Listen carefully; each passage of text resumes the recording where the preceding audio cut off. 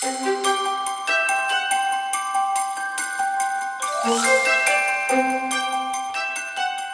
this is Allie Edwards and welcome back to December Daily for 2020. I am working on day 19 today, and I am planning on using this page that I had started in the product play for workshop. This was the one, if you took the workshop, Morgan Beal and I had a very similar idea related to triangles here, and so this actually ends up being a fold open page.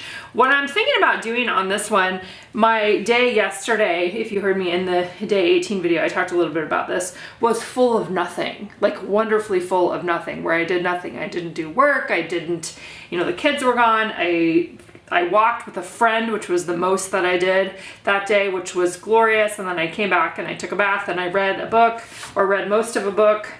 That's going to be my story for today. So my plan with this one, again, this is another one from my foundation pages, right? That prepared in advance. So it's just waiting for a story. So what I'm thinking that I'm going to do is I want to stamp. I want to stamp something that just says, I did very little of anything today and I loved it. Like, that's what I want the story to be for today. So I'm thinking that I'm going to use these stamps again, and I am going to cut out a shape that will be able to fit in this space that I will fold, and then that's what you will see when you open it up. I'm also planning on just adding a 19, probably in the white puffy stickers for that part.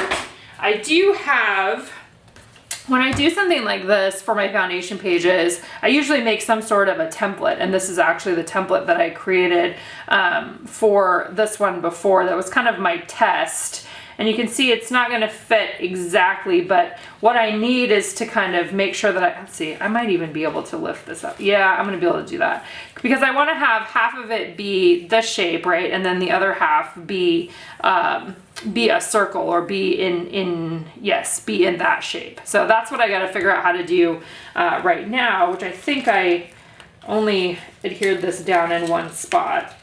Yep. So, and that's just going to be covered up anyway. So this is the main piece that I need to be the same shape, and then the other side can be a circle. Let's figure out how I'm going to do that. I think what I'm going to do is trace it, actually, getting out some cardstock here. I think I'm going to trace this side, because this is the side that I really need to be the same, and then we'll figure out on the other side. I could just cut it in that same way too, so it could, both sides could have the edges. Maybe that's probably the easiest thing to do. So let's just trace this. And then I'm going to cut it out, and we'll see how it looks then underneath here. All right, so after I traced that all the way around there, then I took my scissors and cut it out. Excuse me. The first sheet of paper, I actually end up doing this a couple times. The second, or the next time I do it, it's because I wanted the same tone of white paper as I had in the background part of this page. That was a download that was included in the product play for workshop that has the text around the outside there, and then obviously I had built the rest of it in that time prior. I spent a lot of time also trying to figure out how this lined up. So if you're doing this, you might want to make a pencil mark on your I'm just going to say circle, because that's essentially what it is. You might want to make a pencil mark on there so you know where it's supposed to line up with that background circle there too. So basically what I'm doing is I'm having it fold over. So part of it will be on that background circle that's on the transparent page, and then part of it will be adhered to the inside, that inside flap. And I actually go through the process of laying this all down on there, and that's when I'm like, oh, wait a minute, that's not the right color. I don't like the color. And I also rounded the edge there. I took out the part where I recut it again with the more the closer white color, but you get an idea. So here's that version then of what I cut out. And then this is where I knew that I wanted to stamp on the inside. So you can see I've got the one edge that matches up with the original piece that was in there from my foundation pages. And then the other half is a more circle, half circle version that's similar or repeats the edge of the background circle. This is a lot of saying that stuff over and over again. All right, so all I did on this is I used my green Willamette ink, and I said took the day off. It was great. That's what I stamped on here, and ended up just adding in a little bit of additional journaling by hand that you'll see here in a minute.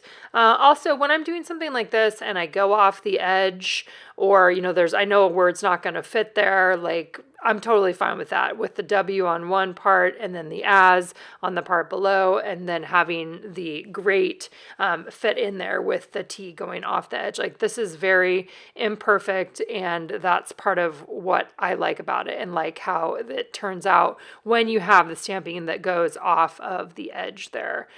So here you can see a little bit more closer to what it looks like before I actually adhered it to the back of that original design. I did add in a little bit more journaling that just talked about how I really loved having the day off, and I loved having a chance to connect with Erin, that I was thankful. And then in the end, I also wrote something about going on a walk with my friend and reading a book, because that's really the main things that I did yesterday. I think this is a great reminder for a couple things. One is that the story that you have for each day, or the stories that you're documenting throughout the course of the month, can be super simple, right? You don't have to have a lot going on to do this project. You just have to be willing to take a look at your day, right? And pay attention a little bit to what happened over the course of your day. And you'll always be able to find a phrase or something like that you could stamp on a piece of paper to tell a little bit of your story of the day. Also, as you can imagine, again, having the foundation page set up in advance definitely helped to make this a significantly quicker process today. And the last thing I did then is add on the number 19 using those white puffy stickers. The inside of there could have photos, it could have additional journaling, lots and lots of different options there on what you might put in for your own day. As always, let me know if you guys have questions in the comments below.